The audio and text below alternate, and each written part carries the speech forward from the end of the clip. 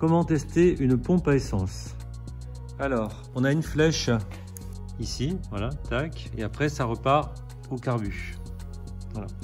Donc, pour la tester, et on simule donc le réservoir, un petit pot comme ça. On n'a pas besoin d'un bouchon, il faut juste que ça plonge dedans.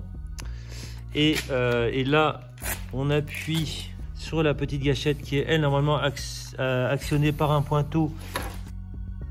Alors la bêtise qu'on avait faite, c'est qu'on n'appuyait pas assez fort. Mais si on appuie bien au fond, et on va voir que ça pulse. Voilà. Donc là, notre pompe à essence fonctionne. Et là, ce qui arrive souvent, c'est que les pointeaux sont usés. Là, celui-ci, il manque 4 mm.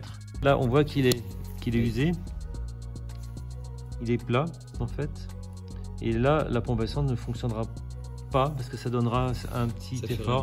Ça fera rien. Si on fait ça, ça fait rien. Et si on appuie très fort, vas-y.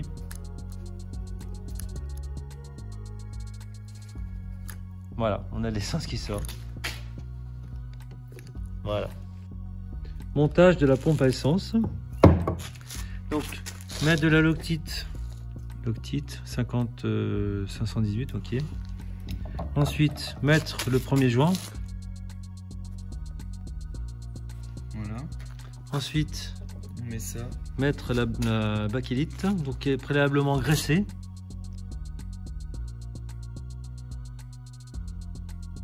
Non, voilà, ça rentre nickel. Et après, mettre le deuxième joint qui est au-dessus de la bakélite, donc il est plein, voilà, qui est complet, voilà. Et après on a le pointeau, vas-y, il est là-bas le pointeau. Donc là on est sur un pointeau de 108, le nôtre est un peu usé. Il fait plus que 107,6, c'est pas une radio, et c'est en bas là, c'est usé ici. C'est plat. Il est plat, c'est pas normal, il manque 4 mm là. Du coup la pompe elle ira beaucoup moins bien. Et on va voir, ça dépasse. Et après on rajoute ça dessus. Voilà. Alors normalement il y a une flèche pour dire que l'essence arrive par ici et que ça ressort vers le carbu. Notez qu'on a remis rapidement la bobine. On a dit qu'on le plus. Donc là il y a 2 vis, c'est vraiment pas grand chose. Et puis sur la nôtre, on a les volets qui sont déjà montés. Hein.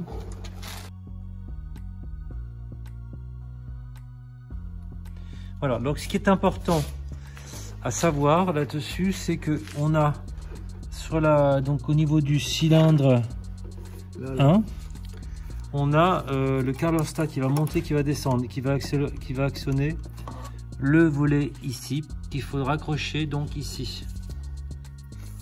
Voilà, ici.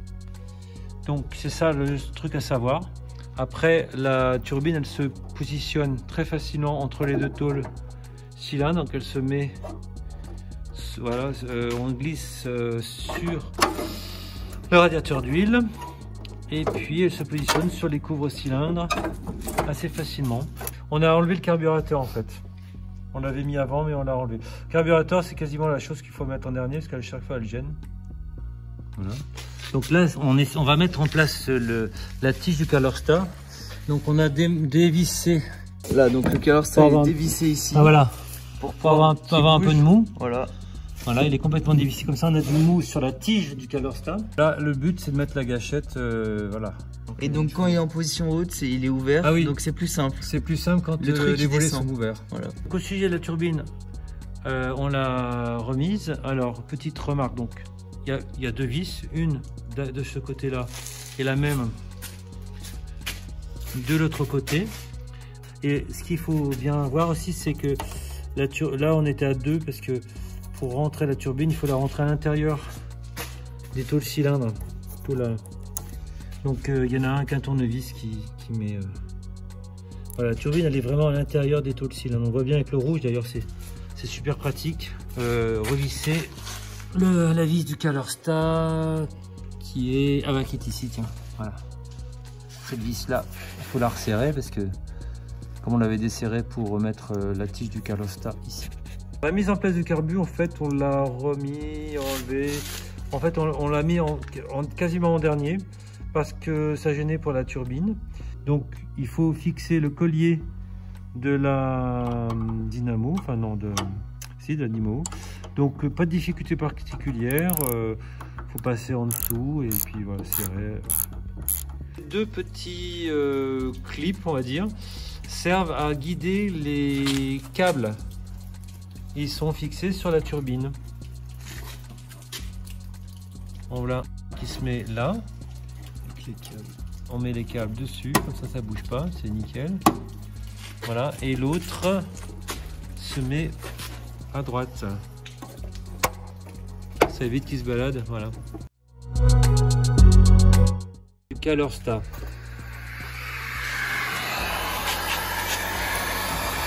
Ça on chauffe le CalorSta.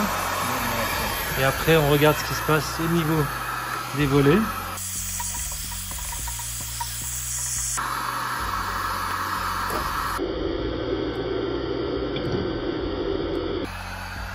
Les volets sont ouverts et là on peut voir que le volet là il est sur le côté, sinon vas-y montre où il doit être. Sinon il est comme ça, droit. Il est droit, voilà comme ça. Là, il est sur le côté.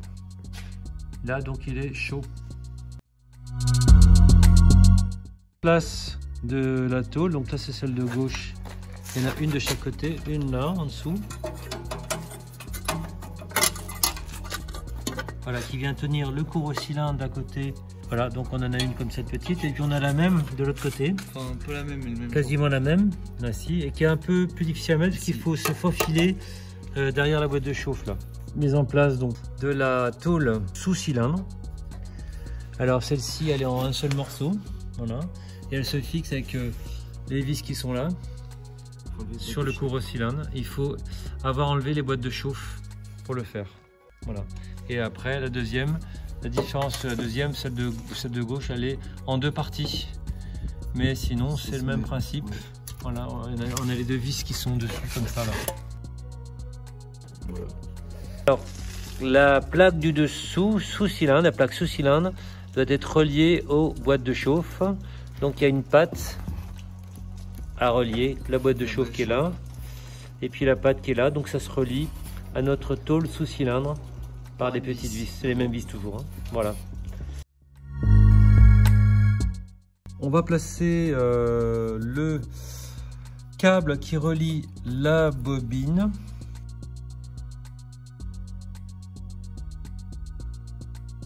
Voilà, donc c'est la bobine qui transforme le 12 volts en énormément de volts pour envoyer la tête de Delco qui va balancer du courant sur les 4 bougies.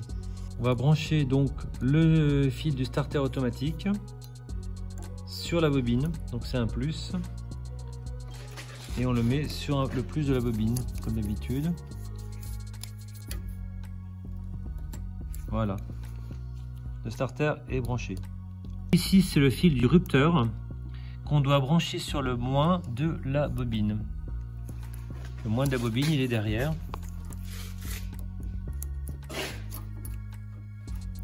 Voilà, donc ça c'est l'entrée d'essence vers le carburateur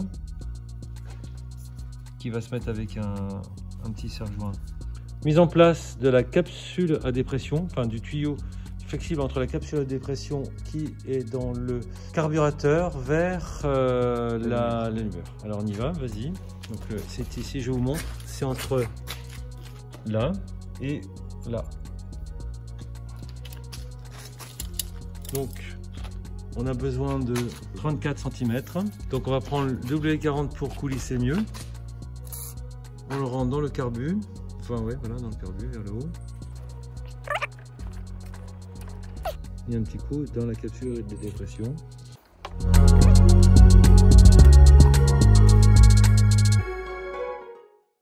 Voici la vidange.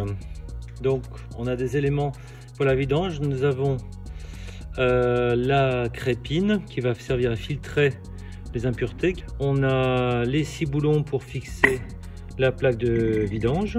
Puis ce boulon là et la rondelle, enfin c'est en cuivre. Et quand on remonte la crépine et la plaque de vidange, on met 2 joints papier, un entre la crépine et la plaque de vidange et un entre la crépine et le carter. Voilà, tout ça c'est qu'une clé de 10. Mettre le joint papier. mettre la crépine dans le sens évidemment de la montagne. Voilà. Mettre le deuxième joint papier et mettre la plaque de vidange. Donc là il faut mettre le bouchon de vidange avec son joint. Donc pour mettre la courroie, en fait on va faire le réglage avec des rondelles qui sont devant et des rondelles qui sont derrière. On joue avec ces rondelles, plus il y en a devant, plus ça l'attend. Hein. C'est assez facile, on visse ce boulon et ça se tend tout seul. Il n'y a pas de difficulté particulière.